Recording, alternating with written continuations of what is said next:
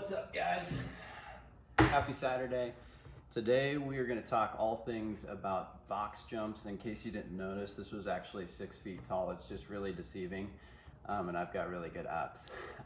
So two major things that I want to talk about today when we're working on box jumps with general population, but especially when you're working on explosiveness and power, that I see a lot of athletes doing, is the first thing is how high they can jump and how high the setup of the box is.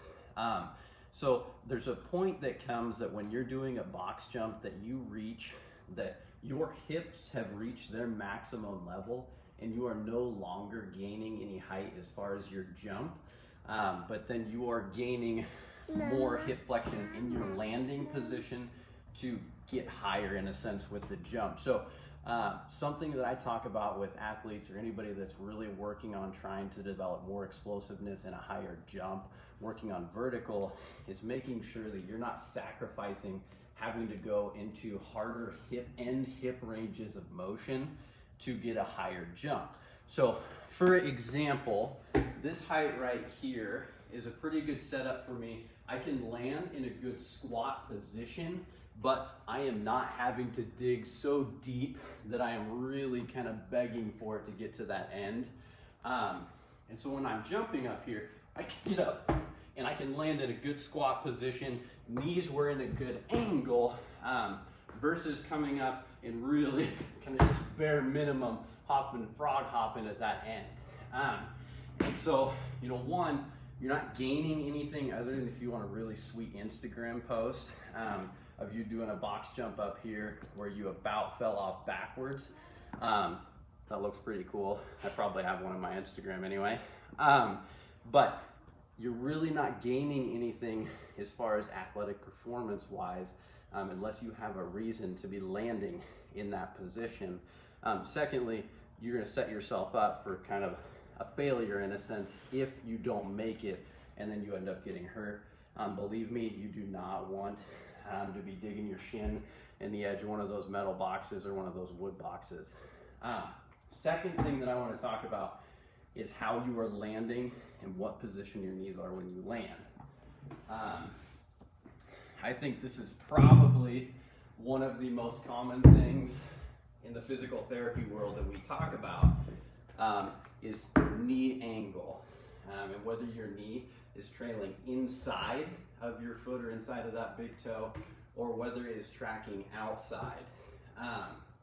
What you have to pay attention to is how you're landing and making sure that you're in a nice stable position and not landing in this collapsed position.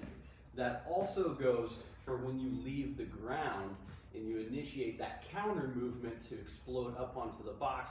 You want to make sure that you're not collapsing in this position. Again, that sets you up for more risks as far as knee injury.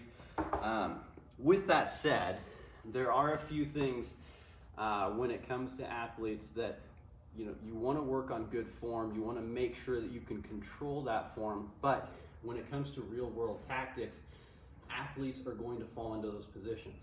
Basketball players, soccer players, football players, all of them are going to end up in that what we call knee valgus position, which is a highly kind of risky position for ACL injuries.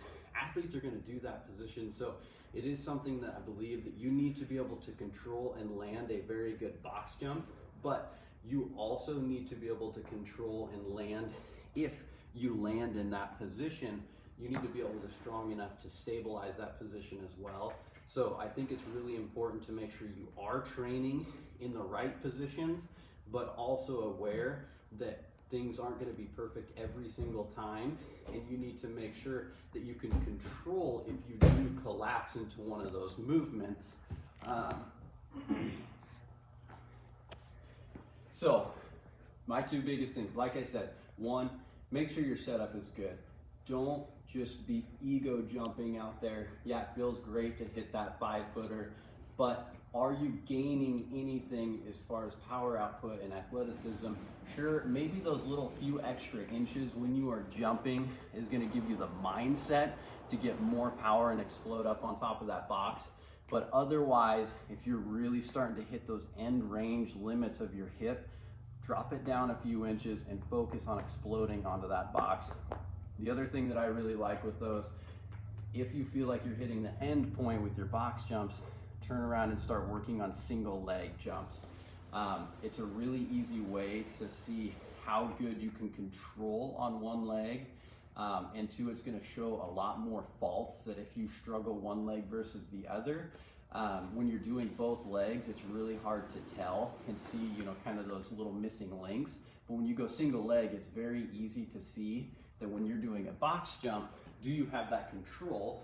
Can you get in good position, leave the floor, and then land in a good position and come out of that? And can you do that with both legs? That's going to be very important when you're doing it with two legs as well. There's also the variations to work on depth jumps where you're dropping from the box to work on good control. That works really well with somebody who's falling into that knee valgus and cannot control even just a single wrap. Secondly, is like I said, control. Make sure you can control that knee position in your landing and takeoff so that if you're in sports activities, anything like that, and you fall into that valgus position that can be risky, you have the control to be in that position. Guys, if you're looking for advice or if you're looking to up your game a little bit as far as performance-wise, or if you're dealing with injury but still want to work on training and want to work on getting better, look me up, schedule with me, come in, work with me, let's get it taken care of and let's get you taken to the next level. Thanks again for watching, guys. Again, it's Gavin with Stronger Physical Therapy and Performance.